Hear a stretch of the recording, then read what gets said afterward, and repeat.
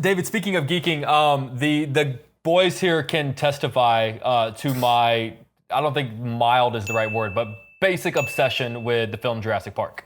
Obviously, yesterday was the 27th anniversary. I just rewatched the movie a couple of days ago with my girlfriend. In fact, we did a segment where we talked about our favorite movie scenes ever, and my favorite movie scene is the T-Rex breakout in Jurassic Park. That's my all-time favorite movie scene. But one of the biggest what ifs, what I've always wondered about in the world of movies is the rumored, the cut rafting scene that was supposed to be in Jurassic Park, where I believe Sam was supposed to be in the raft with the kids, and the T-Rex chases them along this river. I'm just sort of curious. Obviously, I had heard that it got cut pretty early in the process because it was going to be very expensive and it was just impractical. But I'm curious, was that whole scene written out? And what can you tell me, what would that scene have been? Because it sounds incredible. You'd have to ask Steven specifically because I think when I got there, he was showing me a bunch of boards he'd done, and those, some of which were more or less exactly as you see them in the movie. And that there was a sequence, with the river and the Rex and the kids but he thumbed past it and said, "Oh, no, we're not going to do this one."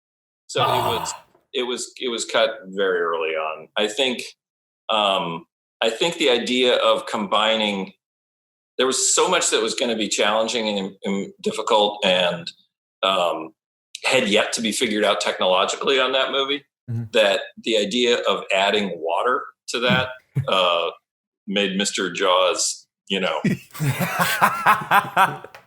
little PTSD? Yeah, a little bit. It's going to be hard enough. I don't think I'll do that.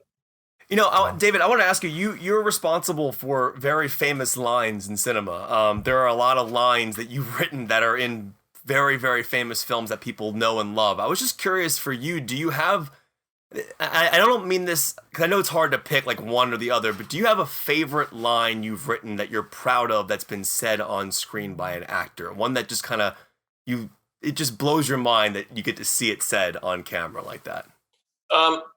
There's a couple jump to mind that I like. One is, as long as we're talking about Jurassic Park, one is it's a very simple line. It's only 4 words, but I like the way it came to be in the movie and that people liked it.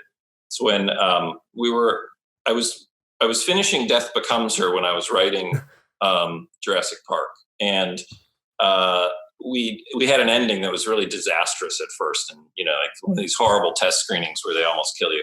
So we very quickly gone out to shoot a new ending for the movie, but there was little time before the movie came out. So we were in the dailies of the reshoots, and there was going to be no opportunity to redo the reshoots. So this was it. This really had to work. And we sat down in the dailies, and as the lights were going down, Bob Zemeckis said, "Hold on to your butts." And I happened to be working on the script at that time, and I was like, "Oh, I love that." And I went back and I typed it into the script immediately, and then Sam Jackson said it. So I got Bob. I don't think I ever told Zemeckis that, but that's his line. Oh, what? Oh, man. That's David, incredible. Because you said that, this was actually something I asked the guys before the show, so forgive my ignorance. I have not read Crichton's original book. Was Welcome to Jurassic Park your line or Crichton's line? Well, it would be ungentlemanly. I honestly don't remember, but since the man has passed away, it wouldn't be very nice of me to say it's mine. Not here to defend himself. I honestly don't remember. I feel like that was the script, but I'm not quite sure.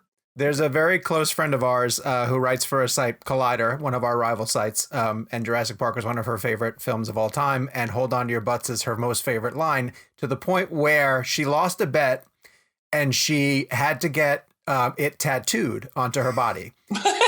And so what she ended up doing, she was lucky enough to get Sam Jackson in a junket opportunity, and she had him write it on a piece of paper, and then she tattooed his writing of that onto her. So she's going to love this backstory of where this line comes from. That's where it came from. It came from reshoots of Death Becomes Her, praying they went well.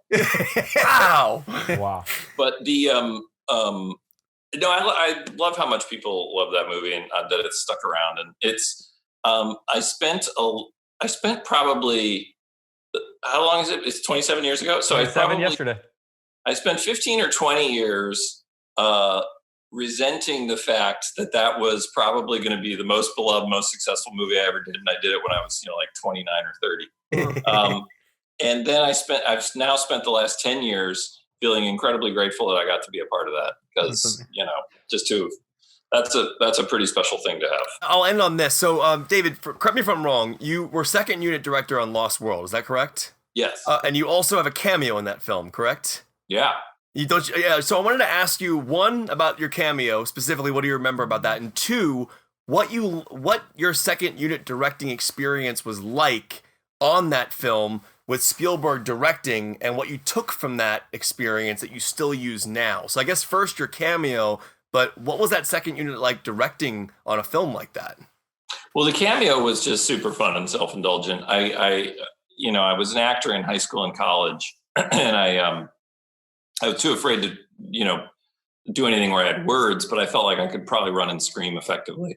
So I wrote a part of a guy who runs, screams, and then gets eaten by the T-Rex. And I thought I could probably do that. So I just begged Steven, and he let me.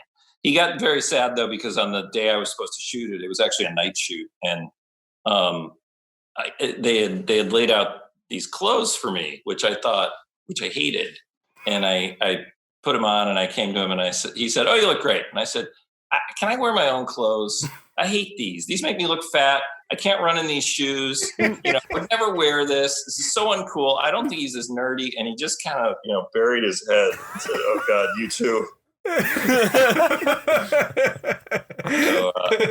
that was just for fun. Second unit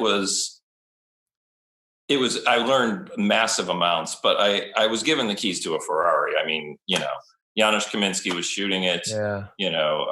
Stan Winston was doing a lot of the animals. Dennis Murin was always hanging around, telling you what you needed to do. I had Jeff Goldblum and Julianne Moore. I mean, it was, there was a lot was easy to do because everybody knew their job so well. What's your communication like with Spielberg, though, as you do that job? Like, can you explain to our audience how that job works? Well, some shots, you're going out in the middle of, somewhere where there's no communication. So you've done storyboards or discussed the shots with him, and, you're up, but then you go out in Hawaii and you're on a truck and rolling toward the base of the hills, and the cars are coming toward you. And he's like, try and get low and try and get it right, get the wheel right as it goes by, So you go out and you do your best with a very, very good crew. Others, we'd have him, there was a period he had to be in New York for a few days. And so we had a video set up so I could show him the shot, and he'd check from his apartment. It was it was kind of daunting, because I'm trying to ape his style in these shots because I want it to fit in the movie, and not stick out. And, so you're always aware that you're doing what he does and what he would do, only not as well. And, it's not super fun. What was fun was more the remote stuff. Like, there's a scene on a boat where the boat gets stuck in the river. The reason, I don't know if you remember the movie very well, but they're trying to go upriver and the boat stops. And they say, "Why'd the boat stop?" And they say, "Well, the crew doesn't want to go any further because they've heard stories about what's going on upriver." Right. And that wasn't the scene. The scene was originally they talk on the boat lands, they get off the boat. But we got stuck on a sandbar in the middle of the river. So Steven was on an airplane headed to wherever he was going to shoot next. And I called him and I said, "We're stuck on a sandbar. I can't land and have him get off the boat." And he said, it was cracking up. It was coming in and out. And he said, "Just rewrite it however you can and shoot whatever you can." Oh my gosh. So we very quickly, out on this boat on the sandbar, rewrote, "Why have we stopped?" And I just made up the scene. Is that the Five Deaths? Like, we call the island the Five Deaths, where he's like translating with the guy in Spanish? Yeah, all made up at the last. What? That's insane. And then the tide came up and the boat floated free, and we were fine. But we had to make up a whole thing. That's a great that was scene. fun because you're, using your wits. That's awesome. And these are how your favorite movies are made, kids. Wow. Happy accidents. Overcoming adversity is like the whole thing of making movies.